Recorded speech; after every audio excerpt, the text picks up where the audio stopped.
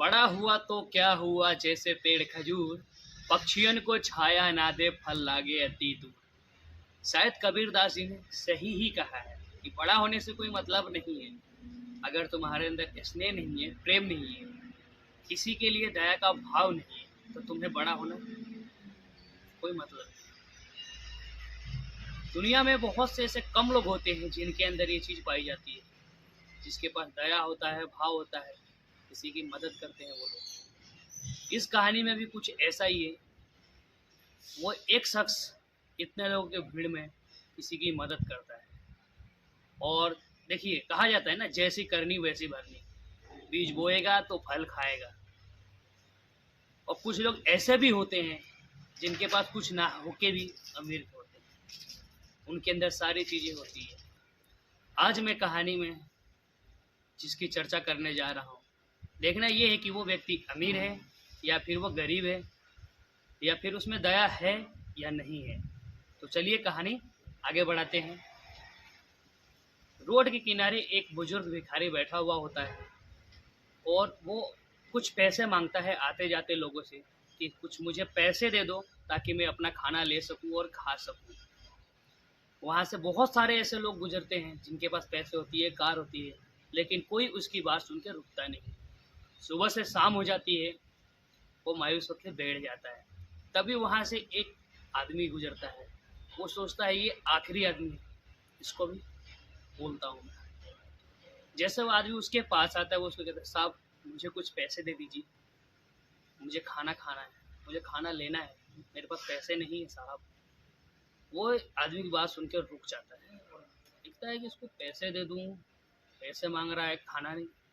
फिर वो हिचकिचाते हुए उसको पैसे दे देता है और सोचने लगता है कि मैं इसको पैसे दे तो रहा हूँ, क्या पता ये पैसे से खाना लेगा या कुछ और करेगा या जुआ करेगा या दारू पिएगा। ये देखने के लिए उस भिखारी के पीछे पीछे वो चला जाता है। भिखारी पास के एक रेस्टोरेंट में पहुंचता है जहां बहुत बड़ी लाइन लगी हुई थी खाने के लिए। अमीर व्यक्ति भी वहां से छिपके देखता है कि क्या होता है यहाँ पे।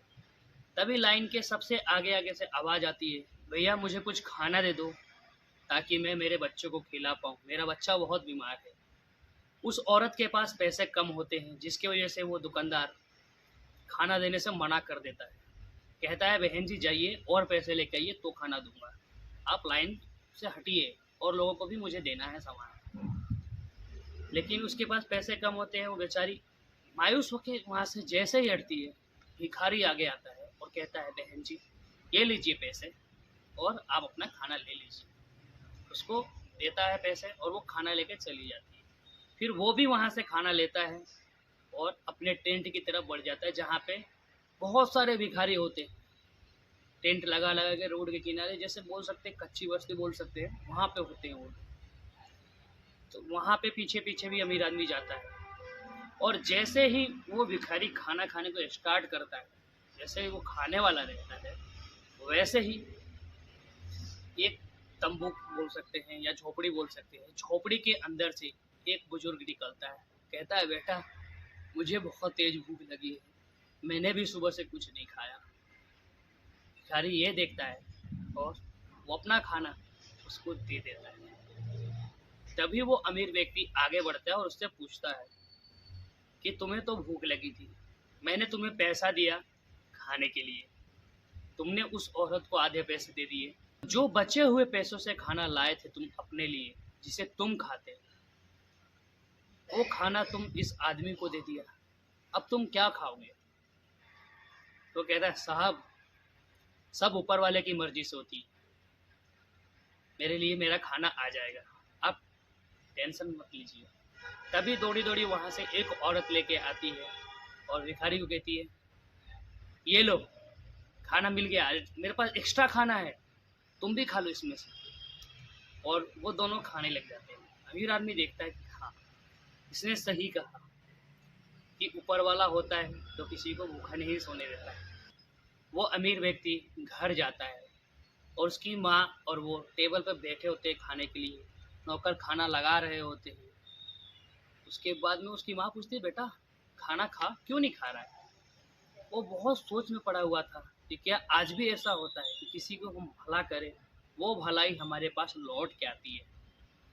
वो अपनी माँ से कहता है, माँ आज मैंने एक ऐसे शख्स से मिला जिसके पास खाने के लिए कुछ भी नहीं था।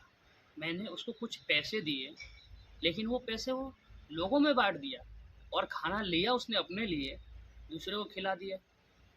तभी वहाँ पे उसके लिए एक लड़की आई और खाना उसको खिलाई। वो कह रहा था, माँ, कि अगर हम किसी के लिए भला करते हैं तो वो भलाई हमारे पास लौट के आती है। उसकी माँ भावनाओं में खो जाती है और कहती है, बेटा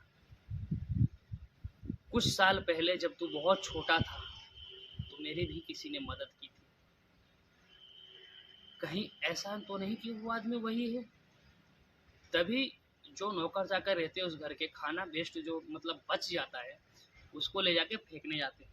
वो अमीर आदमी उनको रोकता है और कहता है कि इसे पैक कर दो, मैं उनके लिए लेके जाऊंगा। और वो वहाँ से जाता है तो देखता है एक दूसरा बुजुर्ग उस भिखारी से बोल रहा है कि मुझे बहुत ज़ोर से प्यास लगी है, मेरे लिए पानी ला दो। वो कहता है कि अभी तो मेरे पास पैसे नहीं है, अब पानी का व्यवस्था कल ही हो पाएगा। तभी अमीर व्यक्ति कहता है कि चिंता करने की कोई बात नहीं है, मैं लाया हूँ तुम्हारे लिए पानी। वो पानी लेता है, उस बुजुर्ग को पिलाता है, उस भिखारी को कहता है ये सारा खाना आप लोगों के लिए है।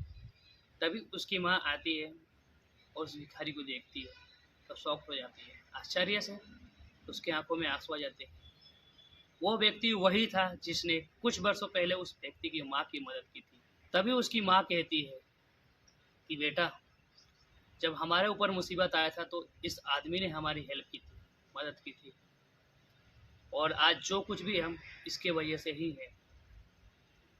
इसलिए कहा जाता है कि अगर किसी की भलाई करोगे तो वो भलाई तुम्हारे लिए लौट के जरूर आएगी किसी न किसी रूप में। इसलिए अमीर होना कोई ज़रूरी नहीं है, बस मन में सच्ची श्रद्धा रखो, हर किसी की मदद करो। क्या पता तुम्हारी एक मदद की वजह से वो व्यक्ति क्या से क्या कर सकता है। इसलिए किसी को मदद करने में ज़्यादा संकोच मत करो और सोच विचार को बड़ा बनाओ। विचारों से इंसान बड़ा होता है, धन दौलत से नहीं। आज इस कहानी में बस इतना ही, बाकी कल फिर मिलूँगा एक नई कहानी के साथ।